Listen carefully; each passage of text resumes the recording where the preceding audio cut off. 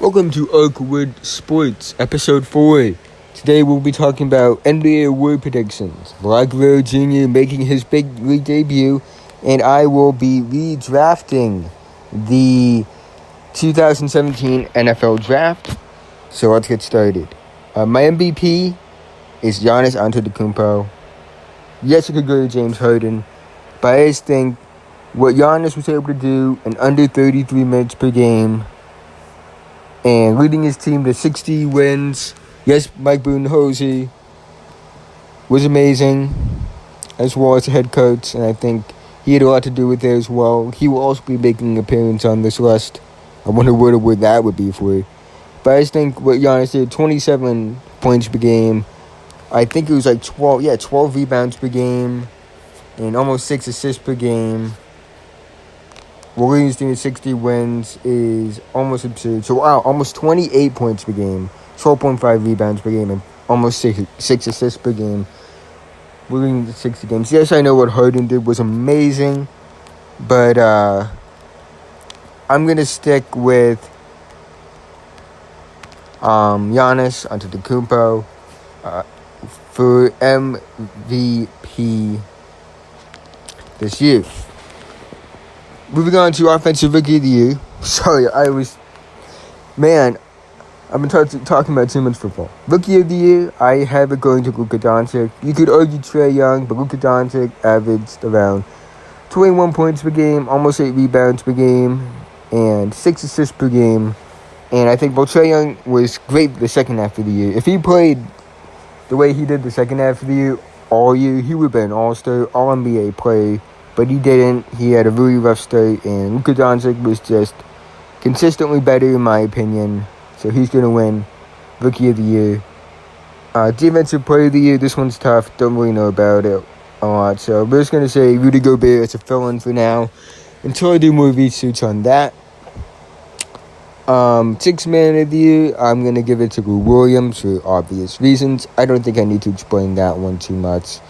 And, most improved player, I have D'Angelo Russell. Pascal Siakam's a close second, but I just think how D'Angelo Russell, if I could speak properly, was able to bounce back, become an All-Star, lead the Brooklyn Nets to the playoffs. I think that was an amazing thing for him to do. I think he's going to win Most Improved Player. Coach of the Year, Mike Budenholzer, being a part of that 60-win team. Let's move on to All-NBA teams. First team, Damian Lillard. I was going to pick Steph Curry, but I like Damian Lillard more, and I'm a bit biased when it comes to that. But I also think Damian Lillard almost averaging 26 points per game and 7 assists per game. 27 points and 7 rebounds per 26 points per game and 7 rebounds. Man, guys, sorry, man. 26 points per game and 7 assists per game. There. James Harden, obvious reasons why he will make it. Running up for MVP for me. Giannis Antetokounmpo, my pick for MVP.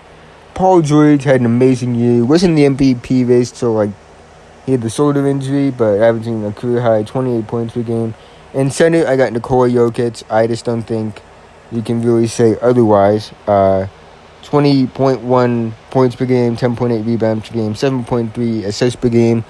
Those are numbers that you could argue a player like a Giannis or LeBron would put up. Maybe a little more points per game, but he also did this in only 31 minutes per game, which is kind of insane to me. So he will be my All-NBA first team center. You could argue Joel Embiid. Second team, we're going to start off with Stephen Curry. I think 27, 5-5, really good year. My other point guard would be Kyrie Irving. And some people will be up in arms because I didn't put Russell Westbrook in there, but Russell Westbrook averaged a triple-double. I think it goes beyond averaging a triple-double in my opinion. I think what Kyrie was able to do this year was also pretty impressive. Yes, it's just as impressive as Russell Westbrook averaging a triple-double. They played around the same amount of games. Kyrie played 67. Russell Westbrook played 73. But part of it for me was that Kyrie was able to despite all the drama, was able to put his head down and play. Averaged 23.8 points per game, almost 24 basically, 5 rebounds per game, and almost 7 assists per game. Well, yeah, the triple-double thing is cool. I just think Kyrie was a bit more impactful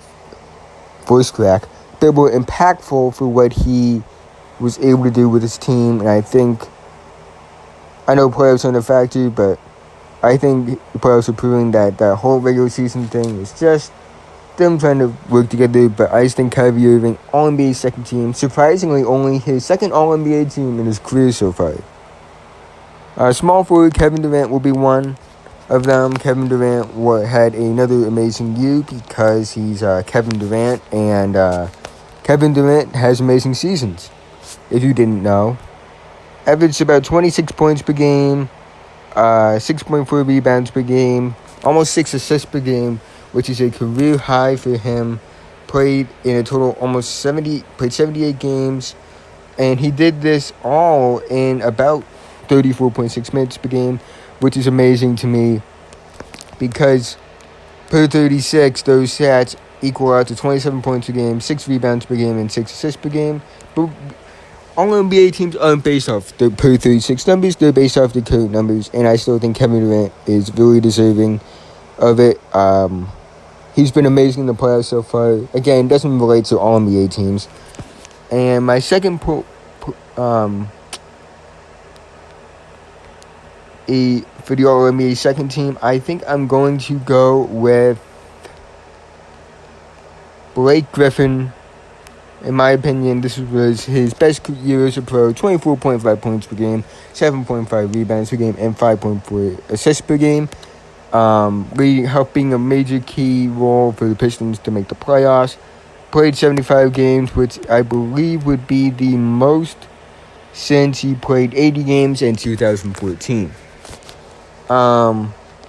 Yeah, so and then my All-NBA second team center, Joel Embiid, he is a shoo-in for me. If you've seen the Sixers play in the regular season without Joel Embiid, you will understand what I mean by that. Averaged 27.5 points per game, 13.6 rebounds per game, 3.7 assists per game, and 33 minutes per game. So, yeah, very dominant, limited minutes, and I would put him at the All-NBA first team center, but he only played 64 games, and yeah, I just have a problem doing that. Moving on to the All-NBA third team, Russell Westbrook, triple-double man. Nothing really else to say there for him. The second guard spot, I think I'm tempted to give it to D'Angelo Russell. We're giving it to D'Angelo Russell. Yeah, we're going to give that to D'Angelo Russell. Just a great bounce back year. 21 points per game, 7 assists per game.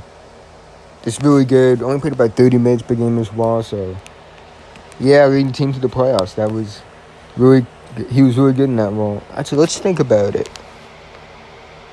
Yeah, we'll give it to him. Small forward 1, LeBron James. Statistically, he was amazing as usual because he is LeBron James, and he's one of the greatest players, if not the greatest player of all time. 27 points per game, 8.5 rebounds per game, 8.3 assists per game. But he only played about 55 games this year, and that hurt him in the long run, I believe, for being higher. But because he was just so statistically amazing, I'm going to put him at the third team, even though he only played 55 games. The other forward position, I'm going to give it to Kawhi Leonard. Same thing. I will put him over Blake Griffin. He averaged 26.6 points per game, 7.3 rebounds per game, and 3.3 assists per game. We'll make an all-defensive team. But I just think because he only played 60 games this year, and Blake Griffin played 15 more games, I would have to put Blake Griffin over Kawhi. If Kawhi played more games, I would probably put him on the first team. But he only played 60 games, and they were good without him as well. But I think because Kawhi is amazing, and he put up great stats, and was valuable in the games he played, he makes the All-NBA third team. And the center for the All-NBA third team is Karl-Anthony Towns. Would be higher. I would put him probably on first team if he was more consistent throughout the entire year.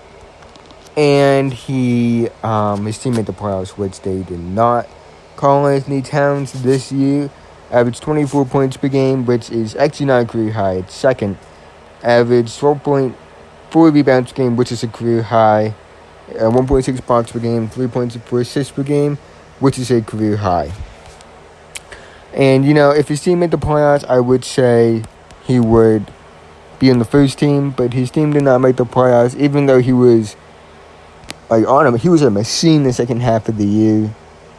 So, yeah, those are my teams. All-NBA first team, Damian Lillard.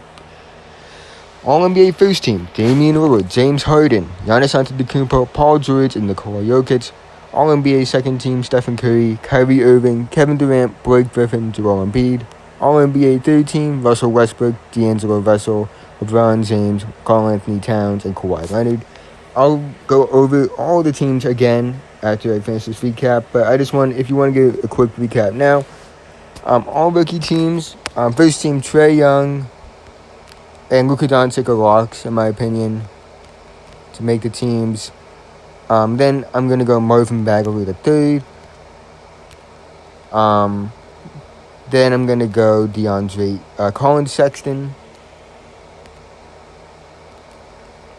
and DeAndre Ayton round out the first team. Second team will be Shai Gilgeous-Alexander. We're going to go with Jaren Jackson Jr. We're going to go with Kevin Knox. We're going to go with... who else?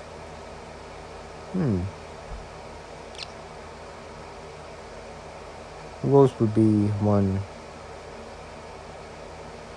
Kevin Knox, Alonzo Trier will make a team, in my opinion. And this one's tough. Who's the third one? I had it in my head, but I can't put it. Wendell Carter Jr. That's who it was. Wendell Carter Jr. will be the final player to make the third team. All rookie second team. Not going to do all defensive teams because I didn't do enough research on them. So let's go over the awards. MVP, Giannis Antetokounmpo. Rookie of the Year, Luka Doncic. Sixth Man of the Year, Lou Williams. Most Improved Player, D'Angelo Russell. Defensive Player of the Year, suing Rudy Gobert right now. Coach of the Year, Mike Budenholzer. All-NBA First Team, Damian Lillard, James Harden, Giannis Antetokounmpo, Paul George, and Nikola Jokic. All-NBA Second Team, Stephen Curry, Kyrie Irving, Kevin Durant, Blake Griffin, Joel Embiid. All-NBA Third Team, Russell Westbrook, D'Angelo Russell, LeBron James, Kawhi Leonard, and Karl-Anthony Towns. All-Rookie First Team, Trae Young, Luka Doncic, Colin Sexton, Marvin Bagley III, and DeAndre Ayton.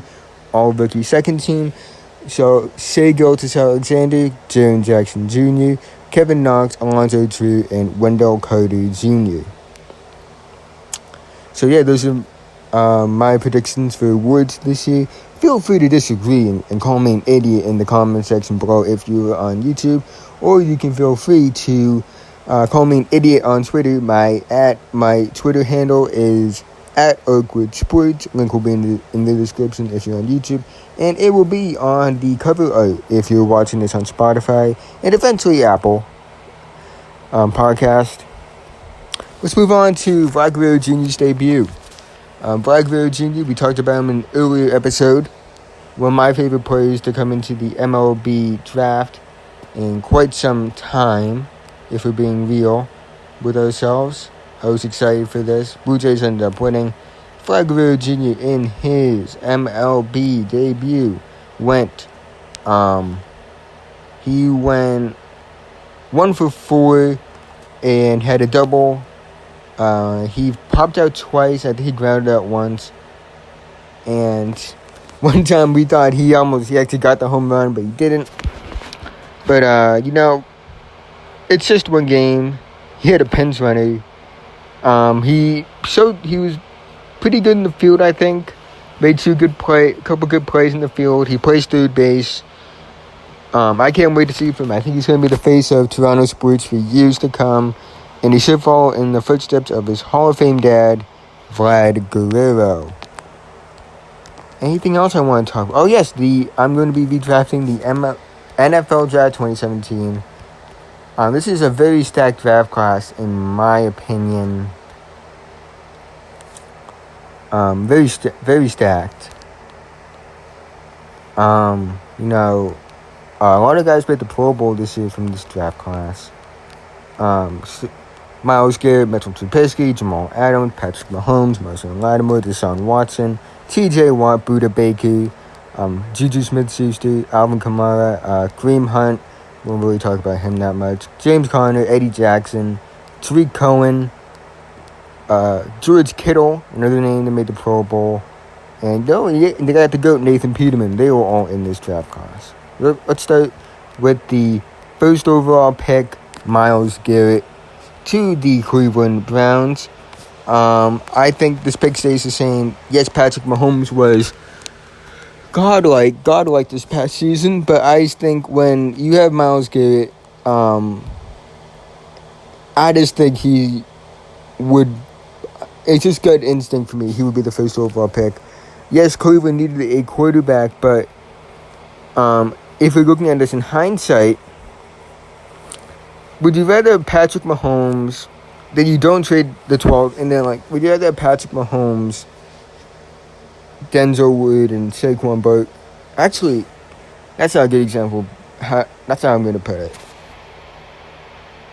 Because Denzel Wood, Saquon Barkley, and Patrick Mahomes would be amazing. But I also think I would rather have one of the best pass rushers in the last, 10 years, get Baker Mayfield, get Denzel Wood, get Nick Chubb, than Patrick Mahomes potentially winning you a couple games. I don't know. Hugh Jackson's an idiot, so he may not. But I just think you if it isn't broke, don't fix it. I don't want to see Patrick Mahomes under Hugh Jackson. We'll love to see him under Freddie Kitchen. Just don't think he would fit under Hugh Jackson. But also, I do think Mahomes benefited from Alex Smith being mentored under him. I still think he'd be an amazing player if he wasn't mentored, but I just think the mentoring helped him. Second overall pick, the Chicago Bears selected Mitchell Trubisky. We're going to change that pickup.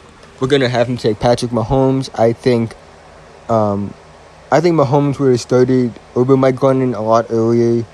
He needed to be mentored a bit. Andy Reid helped. But Matt Nagy and Patrick Mahomes, I think, would be a great pairing. Patrick Mahomes, I think, is one of the all-time great quarterbacks already. At least talent-wise. I wouldn't say already. He has a long ways to go before that happens.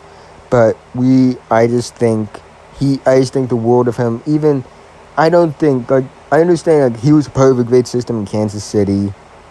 But at the same time, I also believe that, talent speaks for itself. And systems can't teach to throw 50 touchdowns. But, I just don't think Cleveland would be a good fit for him. I think it works out for both teams, but I just think Myles Garrett, because the thing is, it was clear the Browns were going to get a good quarterback next year. Whether it be a Sam Darnold or a Baker Mayfield or a Josh Allen or Josh Rosen or a Lamar Jackson. We're going to get a good quarterback next year.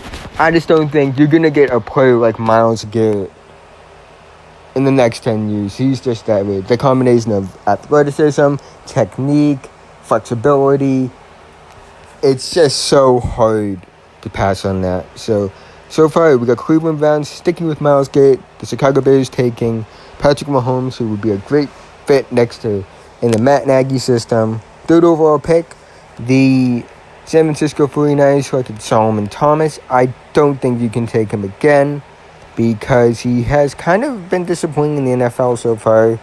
We're going to take T.J. Watt, linebacker out of Wisconsin. Yes, the younger brother of T.J. Watt. This past season, T.J. Watt had 13 sacks. and he had 3 pass deflections, and he forced 6 fumbles this past year. I think it's such an upgrade for a pass rusher over Solomon Thomas. I think he would fit much better than Solomon Thomas. Not much else to say about that. We're going to the 4th pick. The Jacksonville Jaguars selected Leonard Fournette, running back out of LSU. Now, here's the interesting thing about Leonard Fournette. His rookie year, he had 1,040 yards and 9 rushing touchdowns, as well as 302 receiving yards and 1 receiving touchdown while playing 13 games. And last year in 8 games, he had 439 rushing yards, 5 rushing touchdowns, and 22 receptions, 185 receiving yards, and 1 receiving touchdown. The interesting thing is, he hasn't been great these first 2 years. And I think people are being way too harsh on him early because, you can't base him off his first 2 years. And people forget that, the Jacksonville defense was great, but Leonard Fournette was the main catalyst and the main reason that they were a playoff team, because he was taking pressure off Blake Bortles.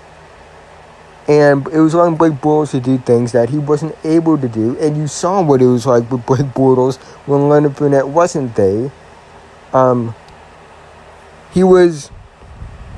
It's just mind-boggling to me that you would give up on someone this early. But however, I do think there is a better running back on the board. We're going to take Alvin Kamara, running back out of Tennessee. Alvin Kamara was a 3rd-round pick for the New Orleans Saints originally. And personally, I believe that Alvin Kamara has a chance to be a all-time great player. I think Leonard Fournette can still be a good player. I just don't think he's as good or will be as good as Alvin Kamara is. He was on some historic pace to start last year. It was something insane. Let me look it up. No, that's the wrong thing. So to start the season last year, during the first 4 games, he was on pace to have around 1,100 rushing yards, 20 rushing touchdowns, as well as 140 receptions for 1,344 yards and 4 receiving touchdowns. Of course, that came down after Mark Ingram came back, but still, nonetheless, finished his sophomore year with a season that was just as good as his rookie year. Alvin Kamara is a guy, he has had at least 700 rushing yards or 700 receiving yards in his first 2 seasons. I just think he's a little more versatile. He's proven he can be a power runner. It's just that you don't see it that much because you see all the catches and the fancy jukes and the spin moves and the hurdles. But I think Alvin Kamara, an upgrade at running back in Jacksonville. The Tennessee Titans, with the 5th overall pick, would select Corey Davis. Now, Corey Davis did not have a good rookie year.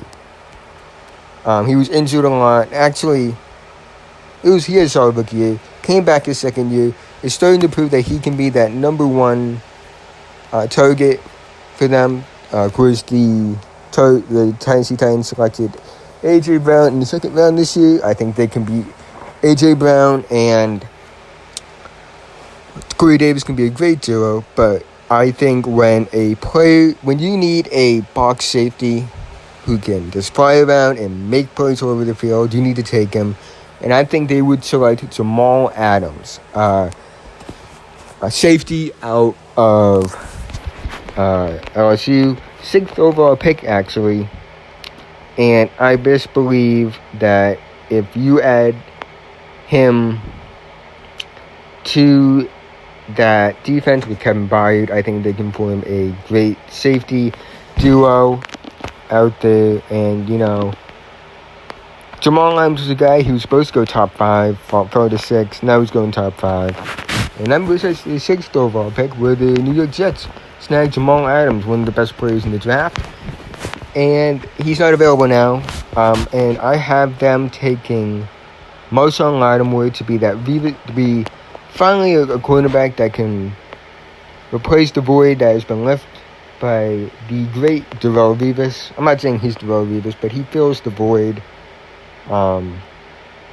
This an athletic island corner. You can play him in man. You can play him in zone. He's proven he can be a solid guy. But yeah. Moving on to the 7th overall pick.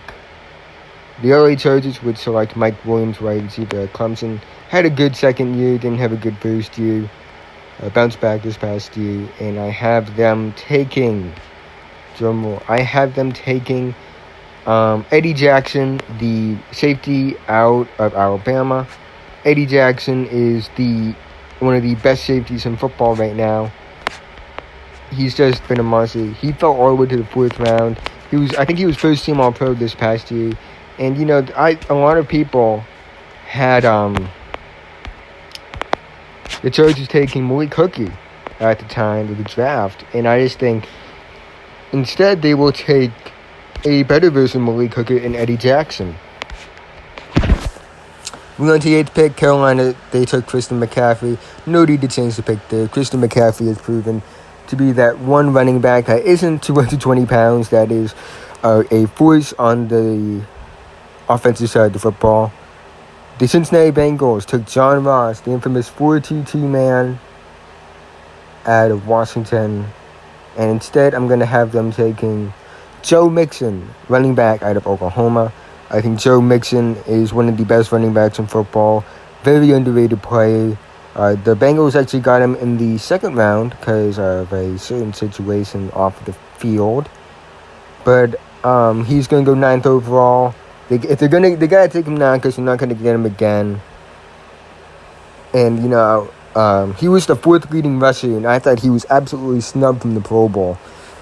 And he's in a stacked running back division now with him, Nick Chubb, Kareem Hunt, Mark Ingram, and James Conner. Moving on to the 10th overall pick, I have the Kansas City Chiefs, who originally picked Patrick Mahomes. I have them now selecting Deshaun Watson. There's a quarterback replacement. Don't think he's as talented, but a quarterback nonetheless. New Orleans Saints took Marshawn Lattimore, no longer on the board. So, I have him taking Tariq Cohen to be that Alvin Kamara replacement. Tariq Cohen is a powerful man for a guy that's only like 5'6". You ever see the video of him blocking Dante Fowler? Yeah, that's how powerful of a man he is. I think he would just replace what he lost because Alvin Kamara is off the board now.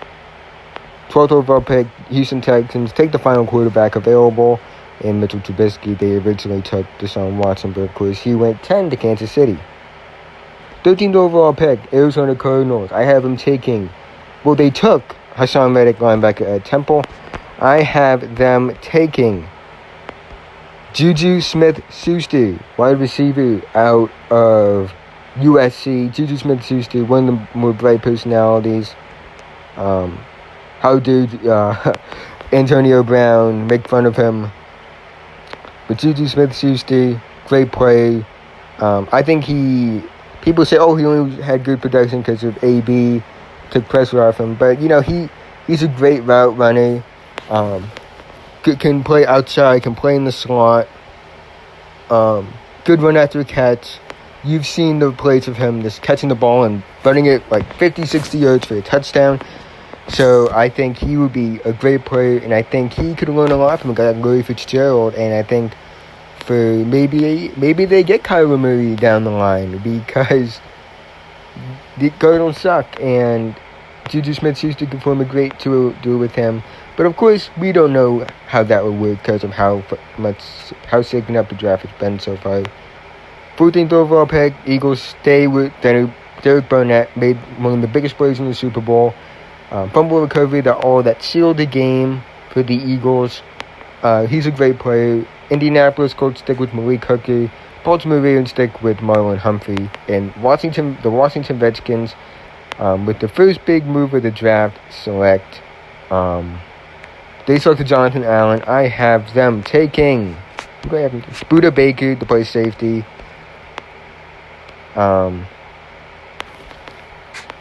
17th overall, 18th overall. The Tennessee Titans. Wait, let's go back to the Redskins.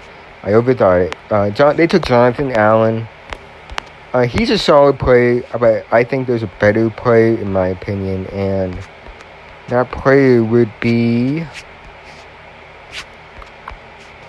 I have them taking James Conner, the running back, out of Pitt out of Pittsburgh. He's going to be the bell cow running back. Tennessee Titans took Adoree Jackson. I have him selecting Buda Baker. Buda Baker can play cornerback. I think if you put him and you add him to Jamal Adams and you add in a type of Kevin Byard, I think that's a great duo. Tampa Bay Buccaneers, they selected O.J. Howard. I think he's a solid tight end, but George Kittle was able to do in one of the worst teams in the league, so I have them taking George Kittle, tight end, out of, where did he go?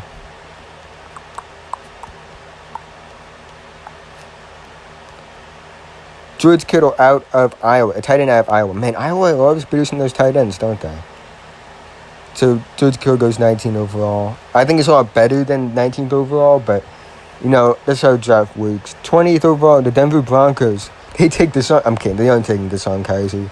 They took Garrett Bowles. Right now, I think you have to take a player in. Who would they take? I think they take O.J. Howard, get the tight end 2 years earlier, put him next to Jake Butt. Jake Butt. But, put him next to Jake Butt and O.J. Howard. I think that would be a great pick. Detroit Lions, I haven't taken Kareem Hunt. Yes, the off-the-field things are a concern to me, but they need a running back, and they don't have Kerryon Johnson yet. So I had them taking Kareem Hunt. I think when he's on the field, he's one of the best running backs in the game. And, maybe in Detroit that whole situation doesn't happen. I don't know the details. I think it was in Kansas City. Not trying to justify what Kareem Hunt did, but I have him taking him 21st overall. Miami Dolphins, I have them taking the Miami tight end, David Njoku. I'm a big fan of David Njoku. Big athletic tight end.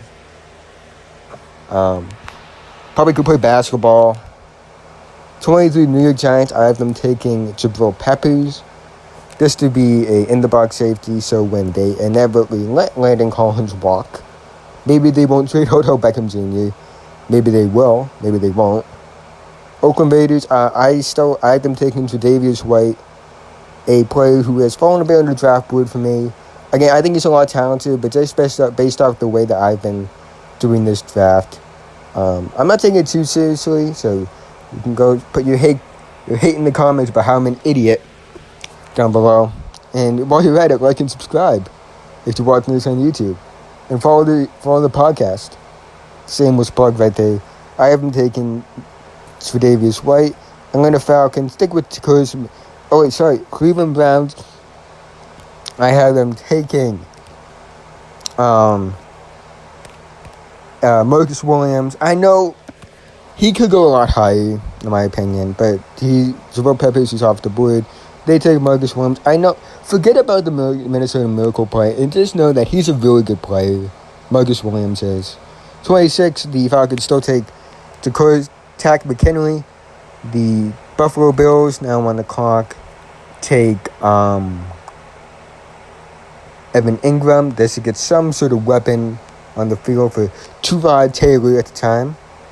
Dallas Cowboys, I have them taking, who would they take? Ooh, this is tough. I have them taking, drum roll please. I don't have a drum roll, I'm kidding. Ooh. I have them taking John Johnson III, safety, get some secondary help. And then the Pittsburgh Steelers, now on the clock. I believe they will take Willie Ogunjobi, defensive tackle. They did the same thing with Cam Hayward. He got him developed. I think he would be a great player for them. the 49ers would select, who would they take? They would take Cooper Kupp. I think he's a great slot receiver. You're going to get Jimmy G eventually, so I would have them taking him. In the 32nd overall pick, I have the New Orleans Saints selecting, who do I have them taking? Dalvin Cook. No, that's Dalvin Cook. Are you kidding me? Why did I say Dalvin Cook? Actually, wait, let's go back. The 49ers take Dalvin Cook. He's going to be the running back of the future. And then the Saints take Cooper Kupp to be the slot receiver. So that's the end of the first round of my redraft. It was very rushed. I'm sorry. Kind of rambling on. Just trying to get content. Try to get a feel for things. If you're new, if you are watching this on YouTube, please subscribe below. And if you're listening to this on Spotify, please feel free to follow the podcast. I will be posting an episode every day. So yeah, thanks for listening, guys. Have a good day.